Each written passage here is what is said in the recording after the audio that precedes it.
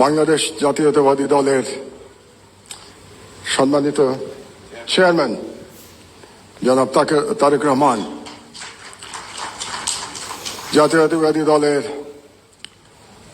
Secretary general Alamgir ভাই এবং দলটির নেতা কর্মীরা এবং গণমাধ্যমে আমার সহকর্মীবৃন্দ, আসসালামু আলাইকুম। আমি আজ কোনো বক্তব্য দেব না, কারণ হলো আজকে আমার দরিদ্র পত্রিকার দরিদ্র সাংবাদিকরা একটা পারিবারিক রিউনিয়নের আয়োজন করেছে, সেখানে আমাকে যেতে হবে। তো আমি অনেকগুলো সভায় দেখেছি যে আমাদের মধ্যে একটা অসৌজন্যমূলক ব্যাপার আছে, যে ব্যস্ত মানুষেরা বক্তৃতা দিয়ে চলে যান, অন্যের বক্তৃতা শোনেন না। এটা আমি মনে করি খুবই অসৌজন্যমূলক আচরণ। এই আচরণটা আমি করতে চাচ্ছি না আজকে। এই জন্য আজকে আমি কোনো বক্তব্য দেব না, শুধু কয়েকটা নাম উচ্চারণ করে যাব।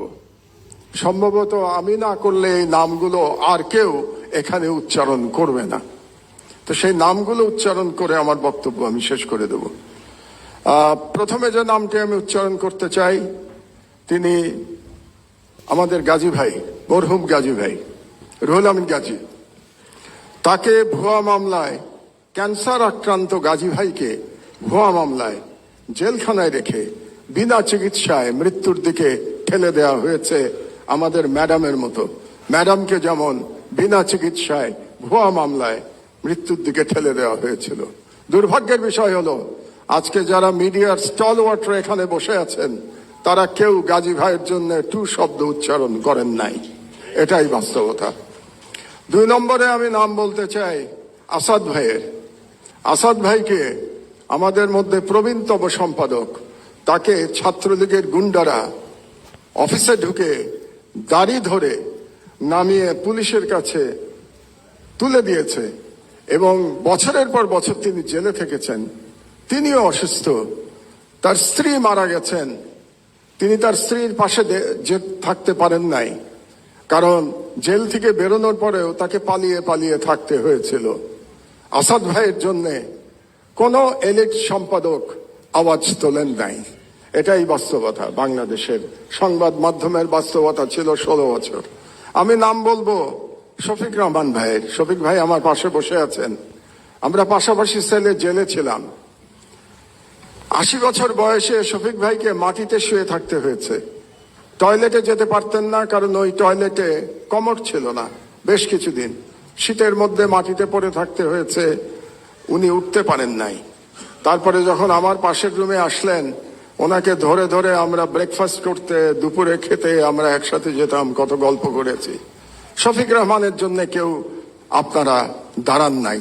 এটাই ছিল ফ্যাসিবাদের চরিত্র। আরেকজনের নাম বলি, কনক সরোয়ার। তার অপরাধ ছিল তিনি আজকে প্রধান ব্যক্তি তারেক রহমান সাহেবের একটা বক্তৃতা তিনি লাইভ চালিয়েছিলেন। এই অপরাধে তাকে 1 বছর প্রায় জেলে থাকতে হয়েছে। তার কোম্পানির চিফকে আমি সালাম সাহেবকে এখানে দেখতে পাচ্ছি। শুধু তাই না, তার বোনকে ভুয়া মামলায়, ড্রাগের মামলায় একজন মহিলাকে, একজন গৃহবধূকে মাসের পর মাস জেলে থাকতে হয়েছে।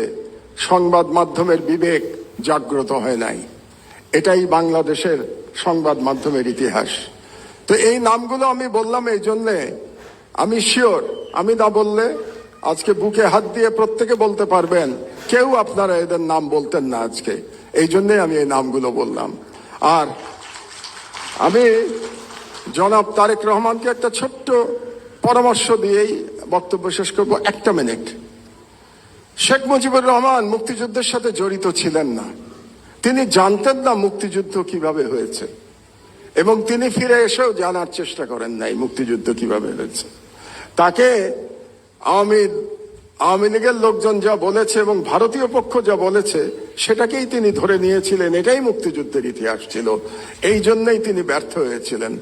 জনাব তারেক রহমান, আপনি 17 বছর দেশে ছিলেন না, আপনি জানেন না এখানে কি হয়েছে। আপনার বিশিষ্ট লোকজন আপনাকে যা বলেছে এটাই আপনি শুনেছেন, এবং এখন যারা মিডিয়ার নতুন বন্ধুরা আপনাকে যেটা বলছে সেটাই আপনি শুনছেন। এবং সেটাই আপনি মনে করছেন এটাই বাংলাদেশের 17 বছরের ইতিহাস। বাংলাদেশের 17 বছরের ইতিহাস এটা না।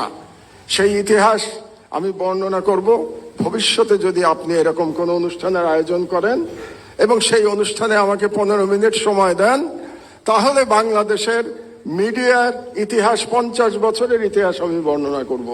সেই প্রত্যাশা ব্যক্ত করে আমার বক্তব্য শেষ করছি।